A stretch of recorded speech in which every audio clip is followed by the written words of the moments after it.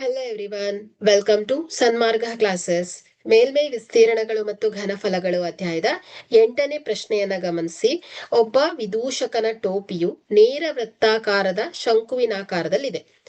ಅದರ ಪಾದದ ತ್ರಿಜ್ಯ 7 ಸೆಂಟಿಮೀಟರ್ ಮತ್ತು ಎತ್ತರವು 24 ಸೆಂಟಿಮೀಟರ್ ಆದರೆ ಅಂತಹ 10 ಟೋಪಿಗಳನ್ನ ತಯಾರಿಸಲು ಬೇಕಾದ ಹಾಳೆಯ ವಿಸ್ತೀರ್ಣ.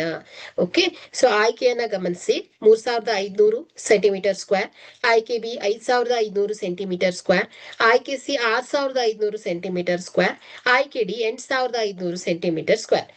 ಸೊ ಇಲ್ಲಿ ಒಂದು ಟೋಪಿಯನ್ನ ತಯಾರಿಸಲು ಬೇಕಾಗುವಂತಹ ಹಾಳೆಯ ವಿಸ್ತೀರ್ಣ ಇಸ್ ಈಕ್ವಲ್ ಟು ಏನಾಗುತ್ತೆ ಹೇಳಿ, ಶಂಕುವಿನ ವಕ್ರ ಮೇಲ್ಮೈ ವಿಸ್ತೀರ್ಣಕ್ಕೆ ಸಮನಾಗುತ್ತೆ.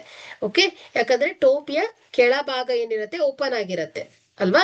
ಸೊ ಹಾಗಾಗಿ ಇದು ವಕ್ರ ಮೇಲ್ಮೈ ವಿಸ್ತೀರ್ಣಕ್ಕೆ ಸಮನಾಗತ್ತೆ. ಹಾಗಾದ್ರೆ ಇಲ್ಲಿ ನಾವು ಇದರ ವಕ್ರ ಮೇಲ್ಮೈ ವಿಸ್ತೀರ್ಣವನ್ನ ಫೈಂಡ್ ಔಟ್ ಮಾಡ್ಬೇಕು.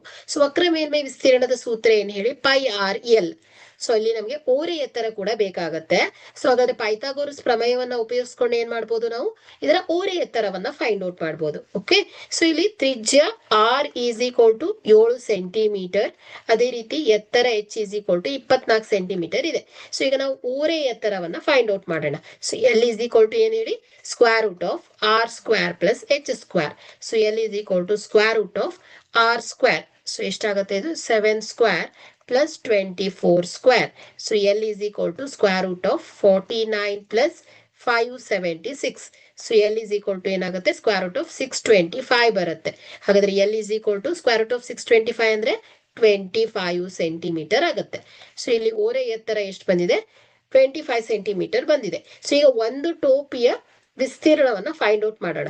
So curved surface area is equal to pi r L. So pi 22 divided by 7 into r ಏನ್ ಹೇಳಿ, 7 into L ಎಷ್ಟು, 25. ಸೊ 7 1 7, 7 1 7. ಸೊ 22 ಗುಣಿಸು 25. ಓಕೆ, ಸೊ 22 ಗುಣಿಸು 25. ಸೊ ಈಸ್ ಈಕ್ವಲ್ ಟು ಎಷ್ಟಾಗತ್ತೆ, 550 ಆಗತ್ತೆ. ಓಕೆ, ಸೊ ಹಾಗಾದ್ರೆ ಇಲ್ಲಿ ಕರ್ವ್ಡ್ ಸರ್ಫೇಸ್ ಏರಿಯಾ ಅಂದ್ರೆ ಒಂದು ಟೋಪಿಯ ವಕ್ರ ಮೇಲ್ಮೈ ವಿಸ್ತೀರ್ಣ ಎಷ್ಟು ಬಂದಿದೆ ಹೇಳಿ, ಅಂದ್ರೆ ಒಂದು ಟೋಪಿಯ ವಿಸ್ತೀರ್ಣ ಎಷ್ಟು ಬಂದಿದೆ, 550 ಸೆಂಟಿಮೀಟರ್ ಸ್ಕ್ವೇರ್ ಆಗಿದೆ. ಸೊ ಅದೇ ರೀತಿ ಅಂತಹ 10 ಟೋಪಿಗಳನ್ನ ತಯಾರಿಸಬೇಕು.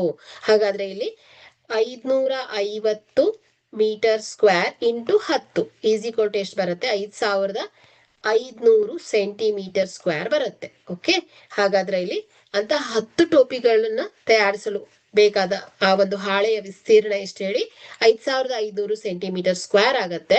ಆಯ್ಕೆಯನ್ನ ಗಮನಿಸಿದ್ರೆ ಬಿ ಆಯ್ಕೆ ಸರಿಯಾಗತ್ತೆ. Okay, thank you.